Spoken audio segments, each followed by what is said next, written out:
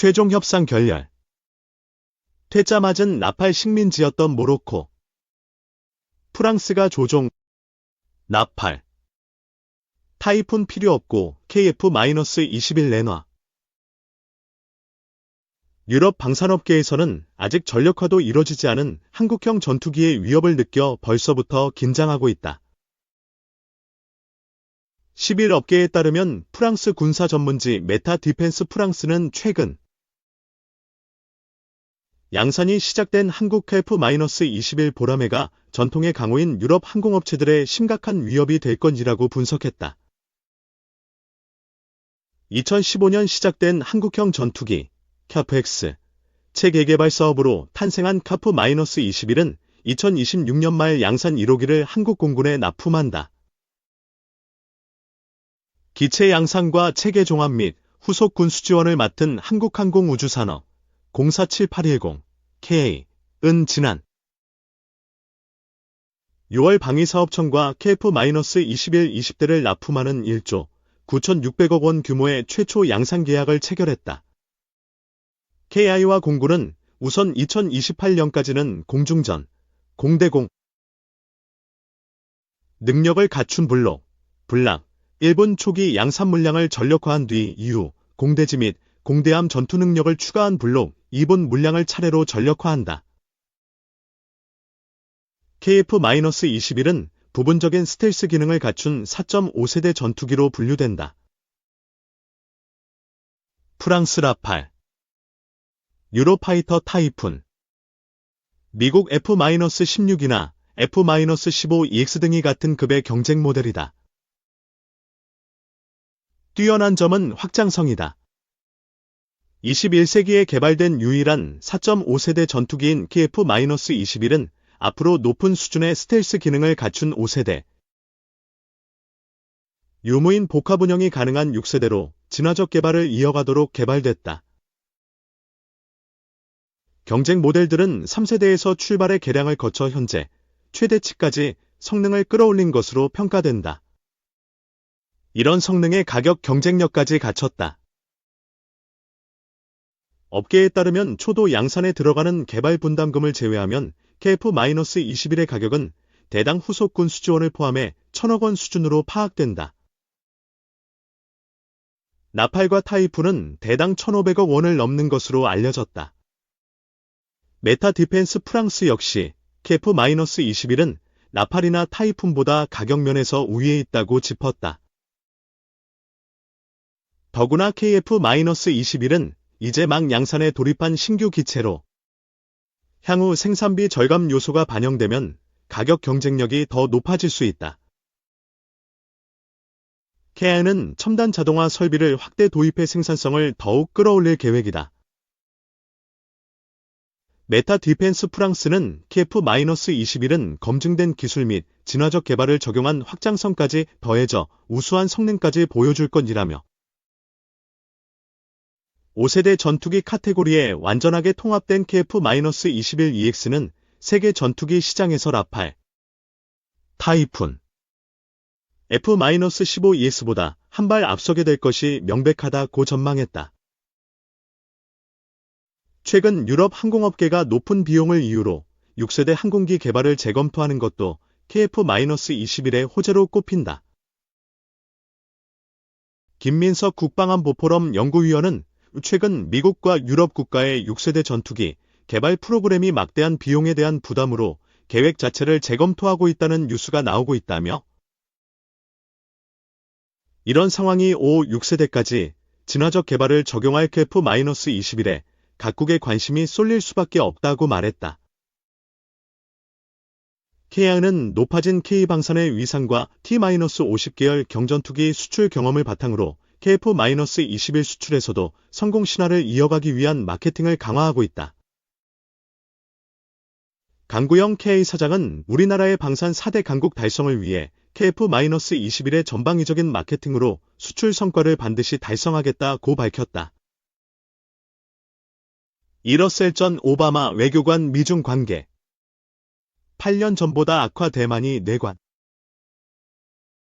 아시아 소사이어티 정책연구소 SPI, 데니얼 러셀 부소장은 미중 관계가 트럼프 첫 임기 때보다 더 악화했으며 대만 문제가 양국 간 갈등의 핵심 뇌관이 될 것으로 전망했다. 오바마 행정부에서 아시아 정책을 총괄했던 러셀 부소장은 최근 사우스 차이나 모닝 포스트, 스캠피와의 인터뷰에서 이같이 밝혔다.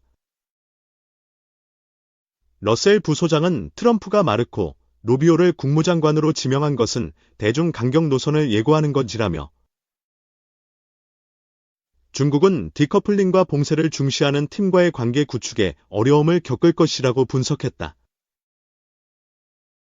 특히 대만 문제와 관련해 그는 트럼프가 대만의 방위비 증액을 요구하고 있지만 이는 미국의 대만 방어 의지를 약화시킬 수 있다고 우려했다. 다만 트럼프가 자신의 이미지와 미국의 강대국 위상을 중시하는 만큼 중국의 대만 공격을 자신에 대한 도전으로 인식하고 강력히 대응할 것이라고 전망했다. 남중국해 문제에 대해서는 가장 큰 위험은 트럼프 행정부의 등장이 아니라 중국이 주변국과 미국이 용인할 수 있는 한계를 시험할 가능성이라고 지적했다. 특히 중국의 회색지대 전술 사용이 심화하면서 필리핀, 베트남 등과의 충돌 위험이 높아지고 있다고 분석했다. 러셀 부소장은 자신이 주도했던 오바마 행정부의 다시아 회귀 정책에 대해 중국을 국제규범 준수국가로 이끌려 했으나 중국의 권위주의화로 좌절됐다고 평가했다. 특히 환태평양경 제동반자협정, TPP, 가입 실패를 가장 큰 아쉬움으로 꼽았다. 북한 문제와 관련해서는 김정은의 기본 목표는 정권 생존이며 핵무기는 협상 대상이 아니다라며 2차 타격 능력 확보 후 자신의 조건으로 협상을 시도할 것이라고 전망했다. 그는 미중 협력 없이는 김정은에 대한 효과적인 억제가 불가능하다고 강조했다. 최근 러시아-북한 관계 강화에 대해서는 푸틴과 김정은만이 이득을 보고 있다며 이는 중국의 이익을 해치고 일본, 한국과의 삼국 안보 협력을 더욱 촉진할 것이라고 분석했다. 그는 중국이 북한에 대한 영향력을 행사하는 것을 주저해왔으며 이로 인해 실질적인 영향력을 상실했다고 지적했다. 러셀 부소장은 현재 미중 관계는 8년 전과는 매우 다른 환경이라며 중국이 덜 관대한 글로벌 환경에 직면해 있다고 강조했다.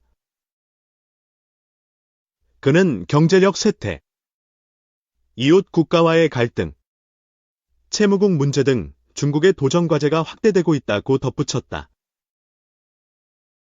미중 관계의 악화와 트럼프 2기 행정부 출범을 앞둔 상황에서 한국은 새로운 외교안보 전략 수립이 필요해 보인다.